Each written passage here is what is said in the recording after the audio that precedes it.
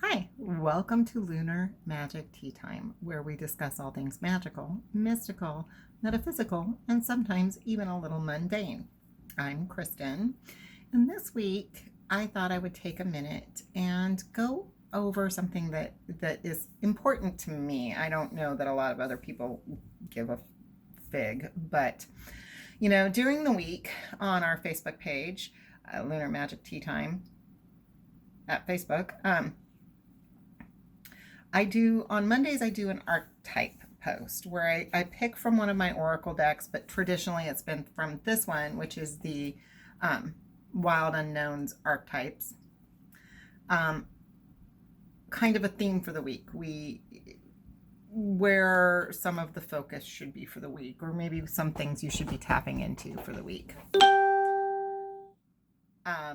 I also, on Thursdays, pull a tarot card for the Thursday to Thursday week, kind of going over what's coming up and things maybe to examine in your life. And I realized last week, actually, that maybe not everybody knows the difference between a tarot deck and an oracle deck. And I thought I'd just take a minute and go over that. Tarot is a deck of 78 cards. It's a very set structure, and I'll get into that in a minute. Within that set structure, back up for just a second. I'm not going to get into the history of any of it. There's thousands of resources online to discuss and debate the history of tarot, and I'm not here to do that. I don't care. What's more important to me is how to use tarot and what it can do for your life. So a tarot deck is a very specific structure. It is 22 major arcana cards. This is the decks I'm showing you, or the cards I'm showing you right now, are from the Gilded Tarot deck. It's very talkative. I really enjoy using this deck for parties and big group settings. It's super non-offensive, which is always nice, and people really enjoy it. But we're going to range from the Fool,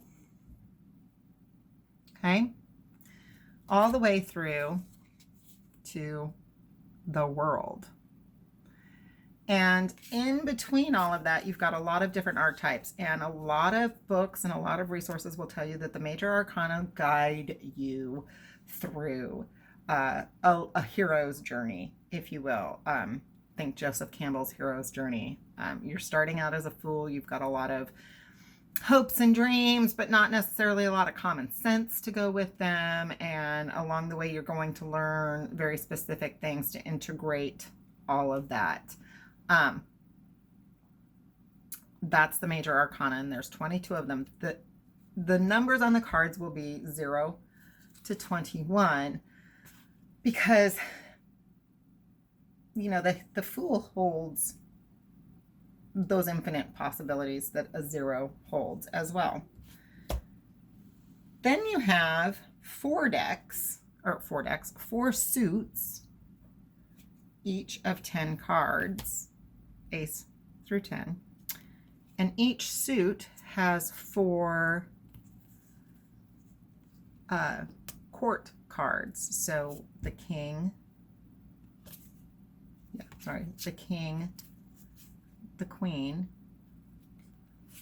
the knight, or the princess. It's going to depend on your deck, and the page. Each suit traditionally represents an element: earth, wind, or earth, air, fire, water. They don't have to. They can represent, heck, you could create a deck and have the 4 suits represent one of each of the 4 Beatles. It doesn't matter. The court cards, depending on how you use tarot, are frequently used to represent real people or aspects of real people. Typically, the page is going to be somebody younger, and the queen is going to be that sort of the matriarch. So that's the basic structure of tarot decks. However, within that structure of stars and garters, you can have such wide variety. So this is, I keep reaching out of screen. I am really sorry. I thought I was more organized, but I think we all know me by now. So this, like I said, is the Gilded Tarot. And it is a fairly traditional batch of iconography. But the most traditional is going to be the good old Rider Waite Smith. This deck, and you can see from my box here, it is beat up. I use it all the time. I take it out in public. It's my go. It's not my go-to for personal readings. It's my go-to for client readings, because the iconography. When I say, oh, the tarot, you're thinking these images. You're thinking, well, find the one. You're thinking this, at least on some level. Now, you can have a deck represent whatever you want. I have several fandom decks. I think at last count, I had 3, maybe 4 black cat decks, specifically black cats, and they're different. They're all different. I didn't want to go digging through the big box of loose decks just to drag out those. You can have this one is my Welcome to Night Vale deck. I actually have 2 Welcome to Night Vale decks, and they are both very different. One is lighter and not as intimidating, I think, as the other one. I love them both deeply and dearly. Decks can come in many, many sizes and can represent many, many things. Like I said, I have 4 maybe black cat decks. I have a deck just dedicated to matching a tarot card within the standard things to herbs, specific herbs. I have one that is for crystals. I have one that is very Celtic based. I have the Mythic Tarot, which is based in Greek mythology. So there's a wide variety within that structure of 78 cards. I have a deck here, and I'm going to see, it's called the Illuminated Tarot, and this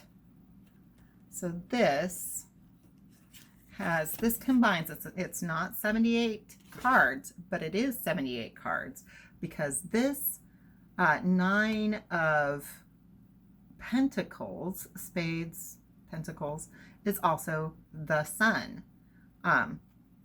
So that's a very clever way to approach the structure of 78 cards.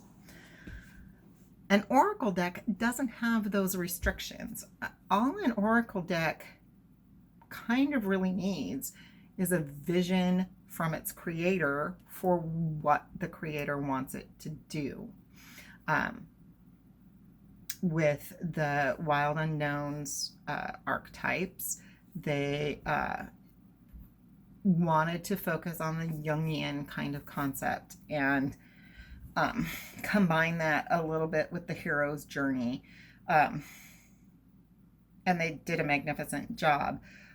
You don't have the structure or restrictions. You can have as many cards as you want. I've seen decks with as few as 12. And I have one that has over 170. It's a little overwhelming, that many, not gonna lie. But it works. You need a theme. You need some sort of structure for where you want to go. So this one's about flowers and their power and what they can bring to you. It's a shorter deck. I think it only has 30 some cards, but it's connecting you to the power of flowers. I have this one, sorry, that is intense. It is about catastrophes and seeing yourself through the apocalypse, which is kind of why I brought it up today. But we have things like, and these cards are gigantic. Drought is sort of a Rorschach concept. They're all sort of Rorschach-ian. And that's definitely going to be a heavier deck. You're not going to want to use that for inspiration, if you will.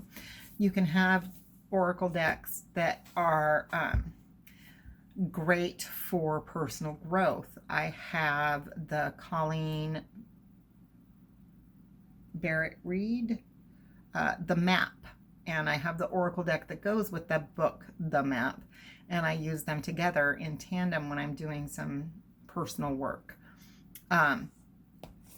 This one is called Raven's Wand Oracle, and I found it, I want to say, at Barnes & Noble. I don't know. I don't remember, but I was definitely attracted to it because the artwork was just so beautiful. Turns out, this one, this whole deck, oh, that was upside down. Sorry, guys. Is based on a series of books that I can't even get in the U.S. I would love to. If y'all know where I can get the Raven's Wand series of books, let me know. Let me know. So again, tarot has a very set structure. It typically has a very set concept. There's a lot of variation in that concept, but it is a pretty specific structure. An oracle deck can have any number of cards, any number of thought processes behind them, anything. And one is not better than the other. They're just different tools to stick in your tool belt.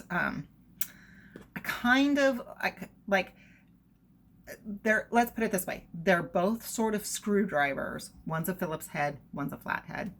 They both have their purpose. They both have their place. And they can work together sometimes. And that's what I wanted to talk to you about today. Tomorrow, I plan on doing our Tarot Thursday. If you have any questions, please reach out to us here on Facebook or email us at lunar@lunarmagicteatime.com. Feel free to join the Facebook group and share whatever, share these videos, share any posts. You can currently find all of our current podcasts on, I believe, Podbean, but also at our website, lunarmagicteatime.com. And as always, have a fantastic day.